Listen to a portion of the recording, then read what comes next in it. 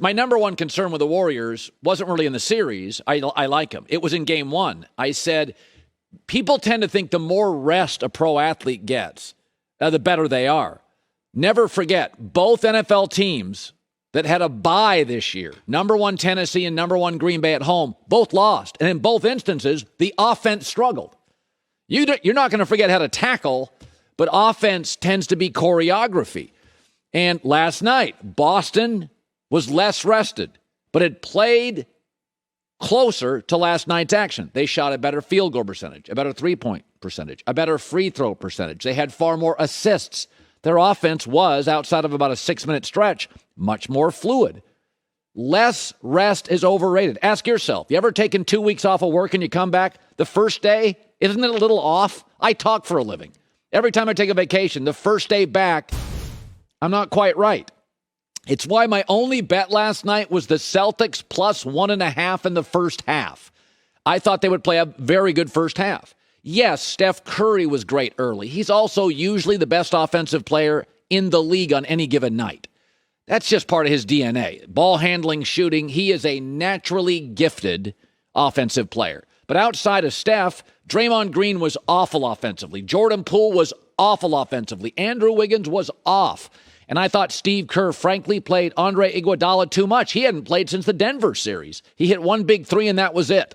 So I think the Warriors' defense, you can look at it after all those threes hit by Boston, but they'll never hit that many threes again. Okay? And by the way, the Warriors' defense gives you lots of threes. They gave Dallas open threes. Dallas just didn't hit them. And Boston, most of that game, didn't hit them. They hit them in the fourth quarter. But I said, let's not overreact. And I said it this week. One team gets a ton of time off, Golden State. They're integrating all new players in. Peyton's going to play. Otto Porter played. Andre Iguodala hadn't played in weeks. He played 12 minutes last night. In my opinion, again, too much in the fourth quarter. Now, there are two things I did see in this series, and I don't think they're going away, and I do think they're Boston advantages.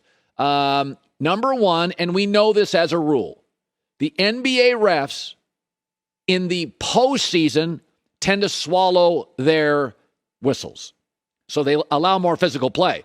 Well, and I've said this for years, you get to the finals, like it's a different level totally. They didn't call anything last night. Now, I love that as a basketball fan. Just let the guys play. They're pro athletes. They didn't call anything last night. Well, that's a big advantage for Boston. Boston's a more physical team, a better defensive team. They're a bigger team. They got bigs. I mean, Looney's the only big on that roster for Golden State. So that's an advantage. And as Boston fans are complaining last night, call stuff. No.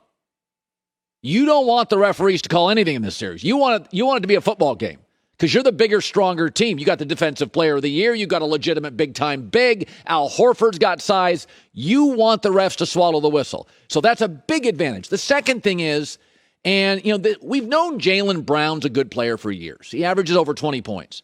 He's become a great fourth quarter player. He is the best fourth quarter playoff player, not only left, I think it was in the entire playoffs this year. He's become a great fourth quarter scorer for them. And that's not going away because he was against Milwaukee. And he was, I imagine, against Brooklyn. He was against Miami.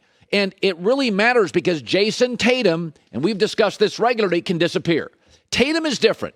If Steph Curry is struggling, he doesn't stop shooting. He just shoots more. That's why his percentage goes down in the finals because he plays more minutes in the finals. So he plays about 5 more minutes in finals games than he usually does. And the Warriors ask him to shoot more. So that's why Steph's numbers are good in the finals, but his efficiency goes down. Jayson Tatum's different. If Jayson Tatum isn't feeling it, he won't shoot, but he will pass. And he often passes to Jaylen Brown. And Brown's become a great fourth quarter player.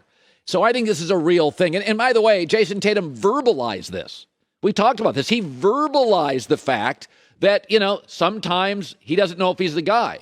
And they know that. Ime Udoka, after the game, talked about how Jayson Tatum, this is his personality. He says stuff Michael Jordan wouldn't say. I don't know if I'm the guy. But Ime Udoka sat him down and said, okay, this is who you are. When you're not hitting shots, you can also help us. If you're Boston, you feel great this morning.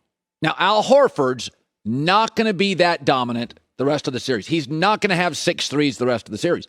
But Jayson Tatum's not going to play that poorly the rest of the series.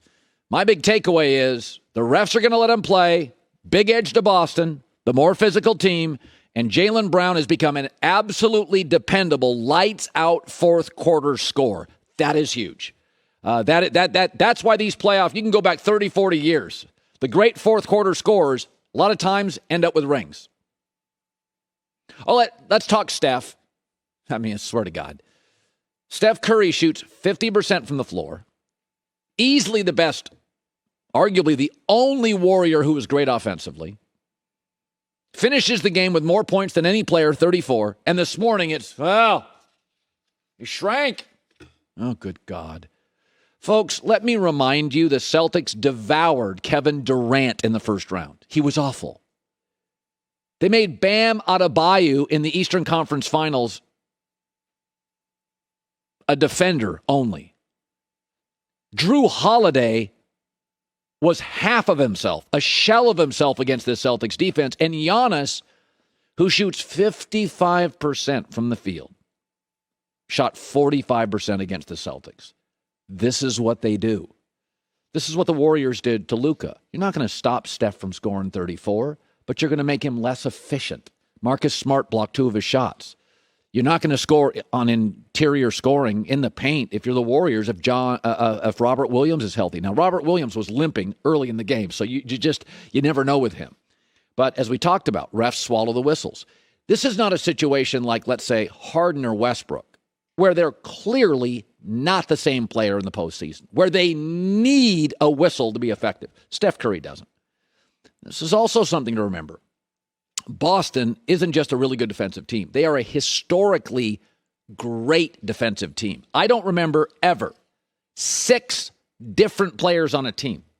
So starters and then another guy all getting all NBA defense votes.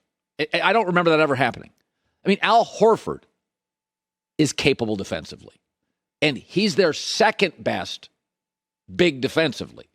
So this idea, though, that if you watched last night for however long that was, 2 hours and 45 minutes, if you watched that game and you thought, Warriors lost because of Steph, get an optometrist. I can't help you on that stuff. For the record, when you play great teams, KD was devoured by the Celtics. Giannis wasn't Giannis. Drew Holiday, Bam Adebayo, all-star level players in the East, significantly reduced against this defense. Steph had 34. Listen, if you look at the NBA playoffs, go back to the first round, a lot of times, and I don't have the data in front of me, a lot of times whoever hits their threes wins the game. And Boston not only hit them, they hit them all in about a 6-minute stretch, like all of them. So that just something, you just don't see stretches like that. You actually do. Yeah, the Warriors, when they had KD, would have those stretches, like kind of regularly, like every second or third playoff game, they'd hit 6 straight threes and the game's over. I don't think Boston's hit that many since all these guys played together against a good team. Good for them. I still contend the great thing going for Boston in this series is the refs are going to let them play. If the refs continue to let them play, and that's kind of the way it works in the finals, that's a big edge for Boston. It's going to be a very physical series then, and I would say edge to the bigger, stronger team. Hi, everybody. Thanks for watching. Subscribe here to get the latest from the show. Also, be sure to check out more of the best clips from The Herd or go watch a few segments from other shows on FS1.